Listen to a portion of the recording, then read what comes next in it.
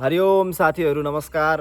तपाईलाई मेरो युट्युब च्यानलमा पुनः स्वागत छ र आज चाहिँ म सानो जानकारी लिएर आएको छु।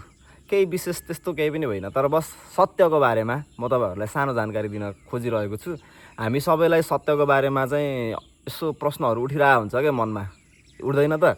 मलाई चाहिँ धेरै समयमा चाहिँ त्यो सत्य भनेको के हो भनेर म जहिले पनि खोजिरहेको हुन्थेँ हैन। र त्यो सत्यको बारेमा खोजेपछि नै त अनि बल्ल अलिअलि सत्यको बारेमा जानकारी भयो हैन। त्यस्तै आज म तपाईहरुलाई उठिरहेको प्रश्न सत्य सम्बन्धीको त्यो प्रश्न चाहिँ समाधान गर्न गइरहेको छु। कृपया भिडियो अन्तिमसम्म हेर्नु होला, यो भिडियो तपाईकै लागि हो। र अब सत्य के हो त भन्दाखेरि सत्य बुझ्न भन्दा अगाडि हामीले सुरुमा परिवर्तनशील कुराहरू बुझ्न पर्ने हुन्छ, किन भन्दाखेरि सत्य त परिवर्तन हुँदैन नि त। तपाईहरुलाई थाहा छ त सत्य भनेको कहिल्यै परिवर्तन हुँदैन भन्ने हामी सबैलाई थाहा छ। तर हामी त्यो परिवर्तन के हुन्छ र परिवर्तन के हुँदैन भन्ने कुरा नै हामीलाई थाहा नभएर हामीले सत्यको बारेमा नबुझ्या हो के। त्यसको लागि पहिला हामी परिवर्तनशील कुराहरू के छन् त्यो बुझ्न जरुरी छ।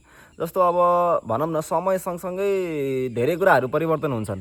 यदि ती कुराहरू परिवर्तन हुन्छन् भने चाहिँ त्यो सत्य होइन, किन भन्दाखेरि सत्य त सधैँ एउटै, समयले चाहिँ प्रभावै नपर्ने खाले कुरा हो नि त। समयको प्रभावले कहिल्यै पनि परिवर्तन नहुने कुरा नै सत्य हो हैन त।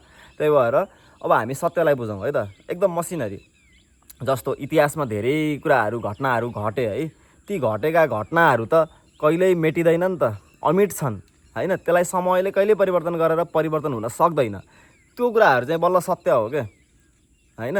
जस्तो कहिल्यै पनि परिवर्तन नहुने, आज पनि उस्तै, हिजो पनि उस्तै, अब भोलि पनि उस्तै रहिरहन्छ भने त्यो नै सत्य हो नि त हैन। जुन कुराहरू परिवर्तन हुन्छ त्यो त असत्य साबित भइहाल्यो, किनभने तिनीहरूले आफ्नो स्वभाव, आफ्नो स्वरूप सबै कुरा परिवर्तन गरिसके। जस्तो अब हामी एउटा सानो उदाहरणबाट जाउँ। अब जस्तो हाम्रो शरीर भनौँ है, हाम्रो शरीर सत्य हो त? हाम्रो शरीर सत्य होइन, किन भन्दाखेरि हाम्रो शरीर समय सँगसँगै परिवर्तन हुन्छ के। म बच्चा थिएँ हैन, अब म अलिकति वयस्क भएँ, त्यसपछि अब म वृद्ध हुन्छु। हाम्रो शरीर के छ त, परिवर्तनशील छ हैन। र अब हामीले यसो विचार गर्दाखेरि हरेक चिज परिवर्तनै भयो जस्तो लाग्छ हैन। तर परिवर्तन नभएका कुराहरू पनि हुन्छन् के। भनौँ के चाहिँ परिवर्तन हुँदैन त, यसो सोचौँ न। जस्तो अब म सानो उदाहरण दिइहालेँ, म धेरै कुरा बोल्न चाहन्न, किन भन्दाखेरि भिडियो पनि धेरै लामो हुन्छ। फेरि मान्छेलाई धेरै लामो भिडियो हेर्दाखेरि पनि मान्छेलाई खासै मजा आउँदैन क्या। सानो भिडियोमा धेरै कुराहरू समेटियो भने बल्ल त्यो भिडियो हेर्न मजा लाग्छ नि त। मलाई पनि त्यही हो, तपाईहरुलाई पनि त्यही नै हो। जस्तो अब इतिहासका कुराहरू, हाम्रो धेरै इतिहासहरू छन् हैन, पश्चिमी इतिहास, पूर्वीय इतिहास। अब यो इतिहासमा भएका कुराहरू तिनीहरू परिवर्तन हुन्छन् त?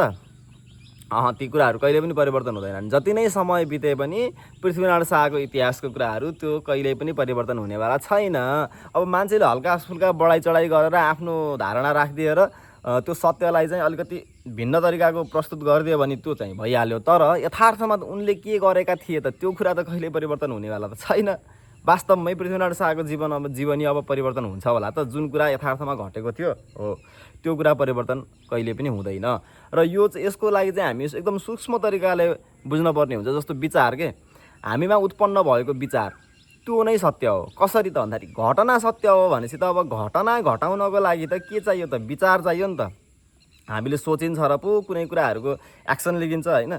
यदि हामीले सोचिँदैन भने त त्यो एक्सन लिन त हामी सकिँदैन। जस्तो भनौँ न, एउटा सानो कुरा गर्नलाई पनि के, यो बाँसुरी उठाउँछु भन्नलाई पनि त मैले त्यो कुरा उठाउने कुरा सोच्नु पर्यो नि त, त्यो विचार हो हैन। त्यही भएर विचार नै सत्य हो। हामीले जे कुरा सोचिन्छ त्यो सोचेको कुरा नै सत्य हो। घटना भनेको सेकेन्डमा, पलमा हैन, हरेक क्षण के घटना घटिरहेको हुन्छ के। घटना नघटेको समय नै छैन के, हर समय के हैन। त्यही भएर के रहेछ त सत्य भन्दाखेरि घटना सत्य रहेछ। अब घटना कसरी घट्छ भन्दा हाम्रो विचारद्वारा घटना घट्छ हैन त। त्यही भएर अब हामी भित्रै सत्य रहेछ के, हामीले सोचेका कुराहरू सत्य रहेछन्। तर हाम्रो शरीर चाहिँ सत्य रहेनछ फेरि, किन भन्दाखेरि शरीर त नष्ट हुन्छ, परिवर्तनशील छ। त्यही भएर एक दिन यो शरीर पनि मर्छ हैन। मरिसकेपछि पनि मरेको कुरा सत्य हो, जन्मेको कुरा सत्य हो, किन भन्दाखेरि त्यो घटनामा आधारित भयो के हैन। इन्ट्रेस्टिङ छ नि कुराहरू। जस्तो अब जन्मिसकेको कुराहरू चाहिँ एकदमै बिल्कुलै सत्य भयो क्या। जन्मेको घटना अब कहिले पनि त्यो मेटिँदैन, चाहे हजुरको नाम जेसुकै होस्। जस्तो मैले गोपी नाम लिएर जन्मिएँ हैन, त्यस्तै अब तपाईहरुले पनि विभिन्न नाम लिएर जन्मिनु भएको छ हो। त्यो गोपी भन्ने पात्र जन्मियो भन्ने कुरा चाहिँ सत्य हो। यो नै के हो त, कर्म सिद्धान्त। किन भन्दाखेरि कर्म नै सत्य हो भनेर भनेको छ नि त। कर्म हामीले एक्टिभिटी गर्छौँ नि त हामीले गरेका विभिन्न कामहरू छ त्यो केद्वारा सञ्चालित छन्? विचारद्वारा सञ्चालित छन्। त्यही भएर कर्म नै सत्य रहेछ। हामीले त्यही भएर राम्रा कर्म गर्ने, धर्म पालना गर्ने, होइन, अधर्म नगर्ने भन्ने कुरा किन आएको त भन्दाखेरि त्यही कर्म सत्य भएर विचारद्वारा नै सबै कुरा सञ्चालित भएर नै हामीले चाहिँ नि राम्रा कर्म गर्ने। किन भन्दा कर्म चाहिँ सञ्चित छन्। अब यसलाई चाहिँ अब आइन्स्टाइनको थ्योरी अनुसार पनि प्रमाणित गर्न मिल्छ। किन भन्दाखेरि पदार्थहरू चाहिँ स्वरूप परिवर्तन मात्रै गर्छन्, नष्ट हुँदैनन् भन्ने कुराहरू छ। त्यही भएर यो सत्य कुरा त परिवर्तन हुँदैन नै, विचार पनि कहिले पनि परिवर्तन हुँदैन नै। विचार एकचोटि सोच्यो, त्यो सोचेपछि त्यो सधैँको लागि भयो क्या। किन भन्दाखेरि अरूलाई पो थाहा छैन र त्यो विषयमा, आफूलाई स्वयंलाई त थाहा हुन्छ नि अभियसली, होइन र? त्यही भएर विचार नै सत्य हो, घटना नै सत्य हो, है त। आजको लागि यति नै। अझै तपाईँहरूलाई धर्म सम्बन्धी कुनै जिज्ञासा छ भने प्रश्नहरू राख्नुहोस्, म चाहिँ एकदम यथार्थ रूपमा त्यसको रिसर्च गरेर तपाईँहरूलाई चाहिँ भिडियो बनाउँदा म भिडियो मार्फत तपाईँहरूलाई त्यसको ज्ञान दिन्छु। कृपया कमेन्ट गर्न चाहिँ नबिर्सिनु होला, कमेन्ट चाहिँ गर्नु होला, है त।